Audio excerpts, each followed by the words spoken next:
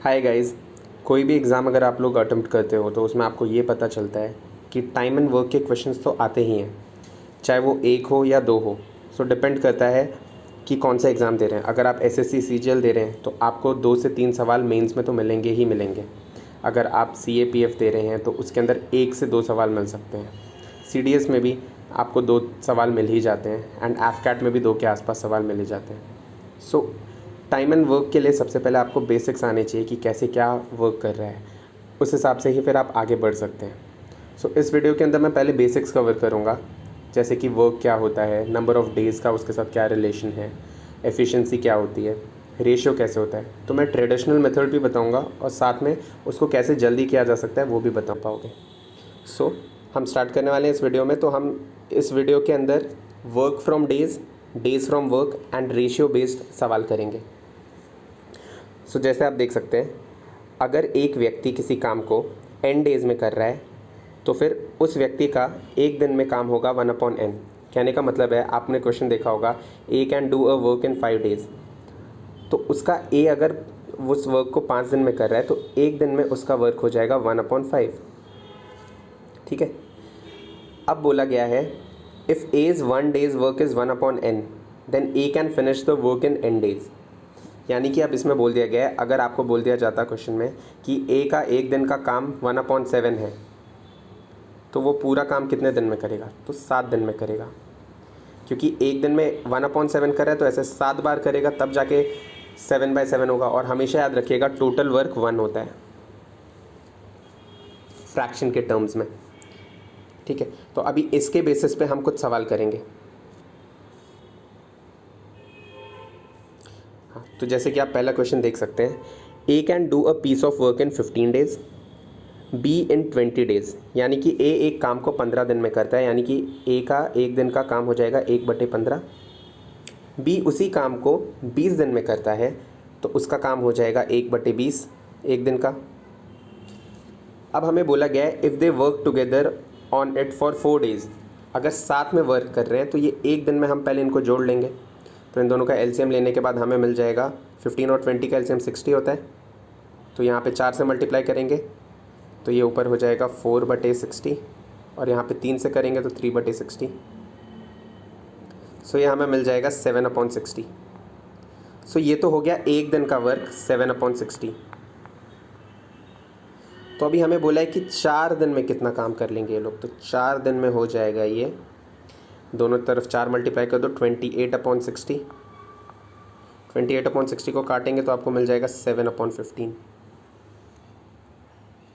तो अब 7/15 आ गया आपका। तो ये तो हो गया 4 दिन का काम। अब हमें बोला गया है the fraction of work that is left, यानी कि टोटल वर्क तो 1 होता है और अभी हमने देखा था कि हमारा 7/15 आ रहा था दोनों का 4 दिन का वर्क। तो उसमें से माइनस कर देंगे तो आपको मिल जाएगा 8/15 और यही है इस क्वेश्चन का आंसर। ये तो हो गया ट्रेडिशनल मेथड। तो ट्रेडिशनल मेथड में थोड़ा टाइम कंज्यूमिंग होता है, बट ये मालूम होना चाहिए ताकि आप कभी भी क्वेश्चन को अप्रोच करेंगे तो आपके लिए वो इतना डिफ़िकल्ट ना हो। तो अभी हम इसको एफिशिएंसी मेथड से करने वाले हैं। तो हम लिखेंगे ए एक काम को 15 दिन में कर रहा है तो 15 लिख लेंगे। बी उसी काम को 20 दिन में कर रहा है तो 20 लिख लेंगे। अगेन हम यहाँ पे एलसीएम मिलेंगे तो 15 एंड 20 का एलसीएम होता है 60। तो 60 होगा, यानी कि अब आप देख सकते हैं 15 में कितना बार मल्टीप्लाई करने में 60 आएगा, 4 आएगा। एंड 20 में कितना बार मल्टीप्लाई करने पे 60 आएगा, 3 आएगा।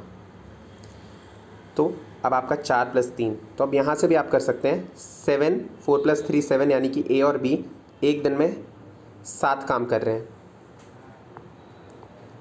7 काम एक दिन में किए जा रहे हैं। तो 4 दिन में कितना काम हो जाएगा? 28 काम हो जाएगा। 28 काम हो जाएगा। अब बचा हुआ काम कितना हो गया? 60 - 28 यानी 32, लेकिन फ्रैक्शन में पूछा है तो हम 32/60, क्योंकि टोटल वर्क हमारा यहाँ पे 60 आ गया है। याद रखिएगा, एलसीएम मेथड में टोटल वर्क हमेशा एलसीएम होता है। सो 32/60 को जब आप करेंगे तो आपको आ जाएगा 4 × 8 32, 4 × 15 60। सो इसका आंसर हो गया 8/15। ये हो गया आपका एलसीएम मेथड।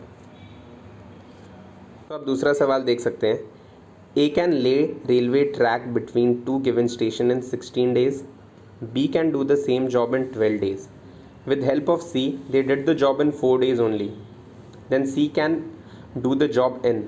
तो इसमें हमें क्लियरली बता दिया गया है कि पटरियाँ बिछाई जा रही हैं ए के द्वारा, बी के द्वारा और सी के द्वारा। तो ए 1/16 दिन होगा उसका, एक दिन का काम। बी का काम होगा 1/12।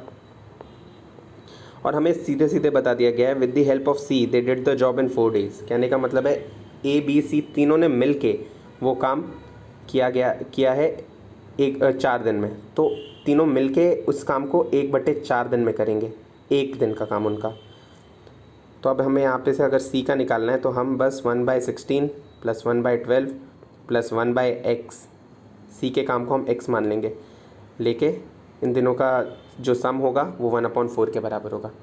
अब आप यहाँ से 1/x को यहाँ पे रख लीजिए और बाकी दोनों टर्म्स को वहाँ पे भेज दीजिए। तो 1/4 - 1/16 - 1/12। अब आप इसको सॉल्व करेंगे तो आपका एलसीएम यहाँ से 48 आ रहा है।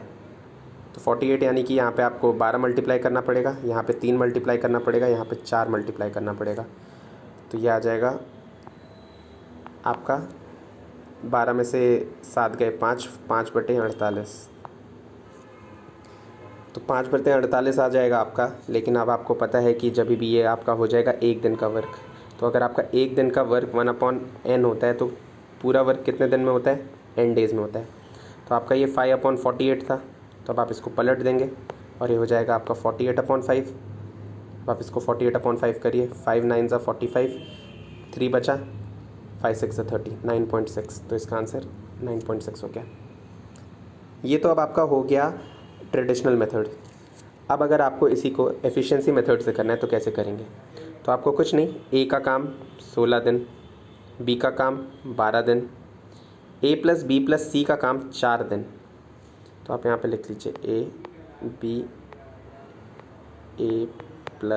बी + सी। तो आप 16 12 4 इसका आप एलसीएम लीजिए। तो इसका एलसीएम आपका 48 ही आता है। 16 3 ज़ा, 12 4 ज़ा एंड 4 12 ज़ा। तो अब आप यहाँ से देख सकते हैं ए का 4 है, ए का 3 है, बी का 4 है, तो दोनों का मिला के 4 3 7 हो गया। यानी कि यहाँ से आप ए + बी + सी में जब बी और ए की वैल्यू डाल देंगे 7, तो आपको यहाँ से सी की वैल्यू 5 आ जाएगी डायरेक्टली। उसके बाद आपको कुछ नहीं, आपको 48/5 डायरेक्ट कर देना है और आपको आ जाएगा 9.6। तो एफिशिएंसी मेथड से बहुत ज़्यादा टाइम सेव हो जाता है। और एक सवाल करेंगे हम इसी टाइप के बेसिस पे। तो अब आप इसमें देख सकते हैं ए बी सी एक काम को 20 30 और 60 दिन में कर रहे हैं। उसके बाद बताया गया है ए उस काम को 3 दिन लगातार तक करेगा और हर तीसरे दिन में बी और सी उसको ज्वाइन करेंगे काम करने के लिए। तो अब आपको पूछा जा रहा है सवाल में कितने दिन में ए उस काम को कर सकता है जब बी और सी उसको हर तीसरे दिन में मिलते हैं। तो अब हम इसको ऐसे करेंगे कि पहले हम ट्रेडिशनल मेथड पे जाते हैं। तो ट्रेडिशनल मेथड में क्या है, ए का एक दिन का काम 1/20, बी का एक दिन का काम 1/30 और सी का एक दिन का काम 1/60। तो इसका एलसीएम आपको पता है 60 होगा। 60 यानी कि ये हो जाएगा 3 + 2 + 1 / 60। ये हो जाएगा 1/10। अभी 1/10 आ गया आपका। तो ये तो हो गया जब तीनों साथ में काम कर रहे हैं, तो ये तीसरे दिन का काम हो गया, 3rd डे। लेकिन पहले 2 दिन भी ए ने काम किया है, तो ए का एक दिन का काम अगर 1/20 है तो 2 दिन का काम कितना हो जाएगा? 2/20। यानी इसका भी 1/10 आ गया। यानी कि कुल मिला के अगर आप देखेंगे तो पहले 2 दिन का काम 1/10 आ रहा है जो कि ए कर रहा है, एंड तीसरे दिन का काम जो ए बी सी तीनों मिलके साथ में कर रहे हैं उसका भी 1/10 आ रहा है। सो ये हो जाएगा 2/10 जो कि होता है 1/5। सो ये 3 दिन का काम जो है वो 1/5 है। 3 दिन में ये 1/5 काम कर रहे हैं। तो अगर मुझे 1 वर्क चाहिए तो इसको यहाँ पे भेज दीजिए, 3 5 15, तो 15 दिन में एक काम पूरा हो जाएगा और इसका आंसर हो जाएगा बी। अब इसी को हम एफिशिएंसी मेथड से अगर करना चाहें तो हम कैसे करेंगे? तो हमें ए 20 दिन ले रहा है, बी 30 दिन ले रहा है और सी 60 दिन ले रहा है, तो एलसीएम इसका 60 हो जाएगा, 3 2 1। तो अब हम क्या कर रहे हैं, अब हमें पता है कि ए पहले और दूसरे और तीसरे तीनों दिन काम कर रहा है, तो हम यहाँ से क्लियरली लिख सकते हैं इसको 3 × 3 3 × 3 9, और ये एक ही एक दिन काम कर रहे हैं, तो 9 + 2 + 1 तो 12 हो रहा है ये। तो 3 दिन में 12 काम हो रहा है। अगर 3 दिन में 12 काम हो रहा है तो हमें काम टोटल 60 चाहिए, यानी इधर पे 5 मल्टीप्लाई कर दो, इधर पे 5 मल्टीप्लाई कर दो, तो 15 दिन में 60 वर्क हो रहा है, और ये हो जाएगा आंसर इसका। तो गाइज़ इतना सॉल्व करने के बाद आपको ये तो पता चल गया होगा कि एफिशिएंसी मेथड में टाइम तो बहुत ज़्यादा सेव हो ही जाता है, और अगर आपके एग्ज़ाम में अगर आ गए ऐसे 2 से 3 सवाल और आपने एफिशिएंसी मेथड से कर लिया, सो 2 से 3 सवाल करने में आपको ज़्यादा से ज़्यादा 2 मिनट लगेंगे, और उसके बाद आप जो थोड़े लेंदी सवाल होते हैं आप उसमें अपना टाइम उसमें इन्वेस्ट कर सकते हैं। तो इससे आपका क्या होगा कि टाइम बच जाएगा, तो आप उसको यूज़ करके अच्छा स्कोर कर सकते हैं। सो ठीक है, अभी हम आगे वाले पार्ट में चलते हैं।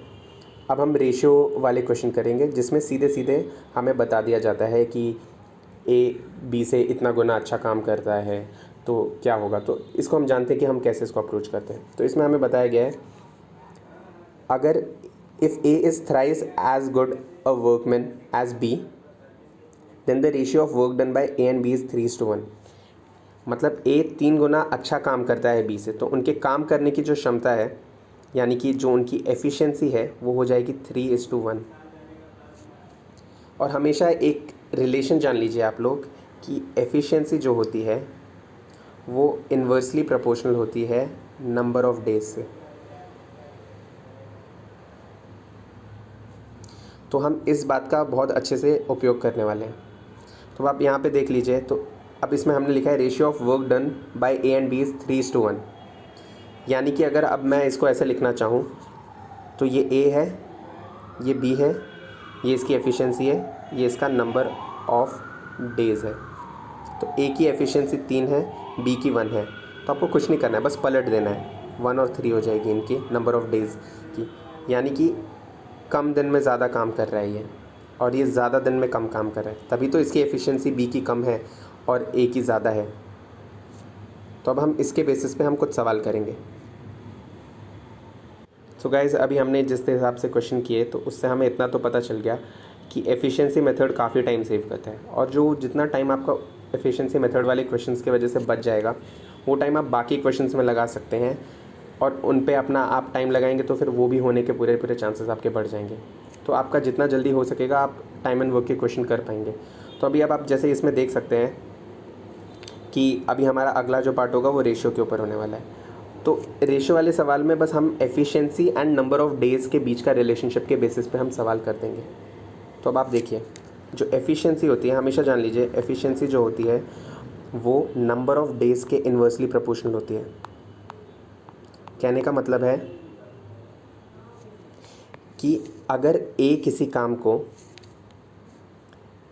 3 दिन में कर रहा है एंड बी किसी काम को 1 दिन में कर रहा है, यानी कि ए कम एफिशिएंट है क्योंकि वो ज़्यादा दिन लेके वही काम कर रहा है। समझ रहे हैं? तो अब इसके अंदर आप देख सकते हैं, हमें बोला गया है सवाल में कि if A is thrice as good as a workman as B, then the ratio of work done by A and B is 3:1। तो ये जो ratio of work done by them A and B is 3:1, ये इनकी efficiency है, यानी ए 3 गुना अच्छा काम करता है बी से। तो अगर आपकी एफिशिएंसी 3:1 है तो नंबर ऑफ़ डेज़ जो वो लेंगे वो हो जाएगा 1:3। आपको बस पलट देना है इसको। तो यही है E is inversely proportional to 1/D। अब इसके बेसिस में हम कुछ सवाल करेंगे तो आपका कॉन्सेप्ट पूरा क्लियर हो जाएगा। ठीक है, जैसे कि आप ये सवाल देख सकते हैं, इसमें हमें बताया गया है A is thrice as good as a workman as B, and therefore is able to finish a job in 60 days less than B, working together they could do it in. तो यहाँ पे आप सीधे सीधे जान गए हैं कि ए बी की एफिशिएंसी लिख देते हैं यहाँ पे, ये डेज़ लिख देते हैं यहाँ पे। तो ए की एफिशिएंसी 3 है, बी की एफिशिएंसी 1 है, तो नंबर ऑफ़ डेज़ 1:3 हो जाएगा, यानी 1 और 3 हो जाएगा। अब हमें बोला है ए 3 गुना अच्छा काम करता है बी से, इसीलिए वह उस काम को 60 दिन कम में कर लेता है बी से।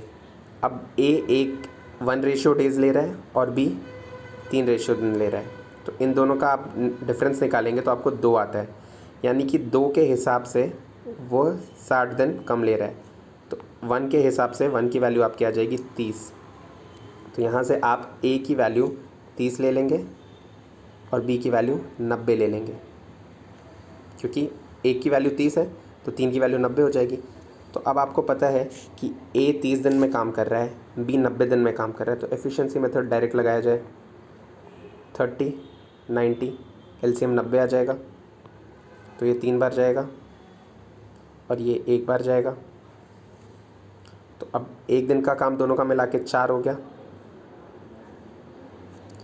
और टोटल काम 90 है, तो ये 90/4 हो जाएगा। 90/4 कितना होता है? 4 2 ज़ा 8, 20 बचा, नहीं 4 2 ज़ा 8, 10 बचा, अगेन 4 2 ज़ा 8, अब 20 बचा, तो 22.5 ये हो जाएगा आपका आंसर।